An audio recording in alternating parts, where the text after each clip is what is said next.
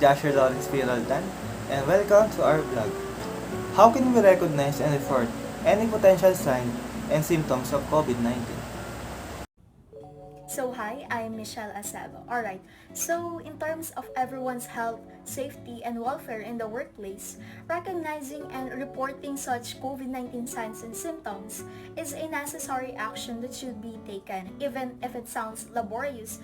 But as COVID-19 spreads quickly and can infect people of all ages, the organization must be able to determine whether a person is infected or not, based on body temperature, screening when entering premises, and other method.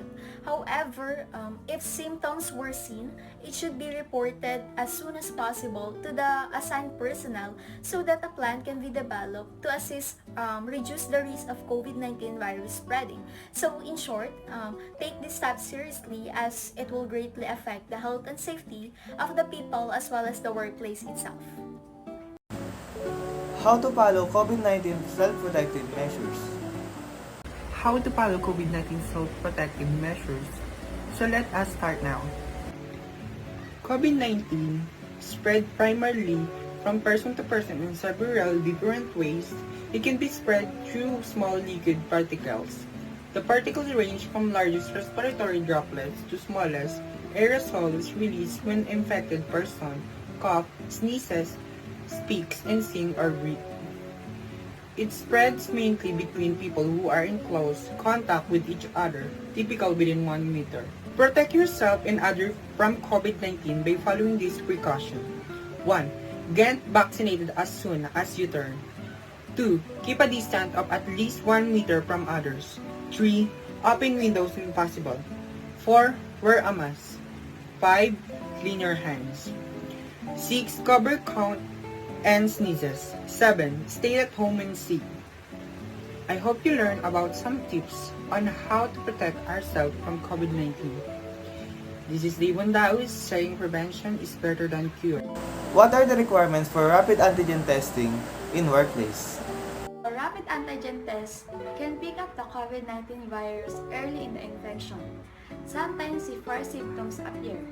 Individuals can show no symptoms but still carry the virus and may give it to others. Rapid antigen tests provide results quickly and help reduce the spread of the virus and prevent outbreak. So how to use or how it works rapid antigen test. Rapid antigen testing involves taking either a saliva sample or nasal swab that is placed into a chemical solution to give a result in 10 to 20 minutes. Instruction provided with the test kits need to be followed carefully. So why use rapid tests?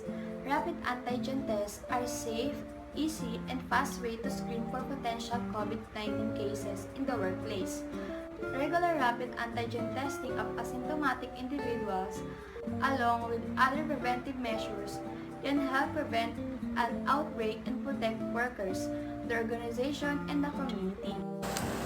What is the vaccination mandates and requirements? As an HR manager, it made our work double because of the mandatories that needed to be considered since COVID came. Well, in the eyes of some people, being forced to take a vaccine appears to be a more significant restriction on personal liberty than other existing measures, such as mandates to wear a face mask in public and stay at home, or to stand 6 feet away from others. However, the negative consequences of these other measures on the economy, educational effectiveness, and mental health all point to mandatory vaccination as a less harmful method of reducing death and destruction caused by COVID-19 than other strategies for limiting its spread. That's all. What is the importance of following COVID-19 compliance and social distancing measures? Hi, I'm Michelle Acebo. So why should we? As the health authorities have had identified that COVID-19 virus can be easily transmitted in a variety of ways, regulations were put in place as control measure of an organization in order to protect the health and safety of the workers, the employers, the customers, and other people in the workplace, such as the use of face masks, physical distancing, and many more. Compliance with COVID-19 regulation is an obligation to everyone as it fosters a safe and nurturing environment for everyone in which the only way we can do to help minimizing the COVID-19 is to strictly adhere all the protocols, even if the actions are not as simple as waiting, but they are nonetheless quite significant in preventing the COVID-19 spreadings. Food safety and following cleaning and sanitation process. First of all, my name is Chande Abdon, and well, preventing foodborne illness begins with maintaining a clean workplace environment. Bacteria can grow on unsanitary surfaces and contaminate food if the environment is not clean. A work surface that appears clean does not necessarily imply that it's sanitary in nature. So, always make that your work area is clean and sanitized before beginning to prepare food. Contactless service. The COVID-19 pandemic has brought a lot of changes to the restaurant industry. But perhaps the most significant has been the rise of the contactless dining experience. The effects of the COVID-19 pandemic have impacted the restaurant and food service industry dramatically. The pandemic has forced restaurant owners and operators to adapt and move quickly to keep up with the government regulations and consumer expectations. One of the ways business owners have done this is through embracing contactless dining technology.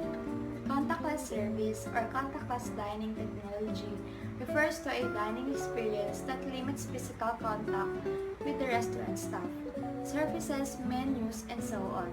This means that diners can view a menu and order and pay for a meal directly from their smartphones.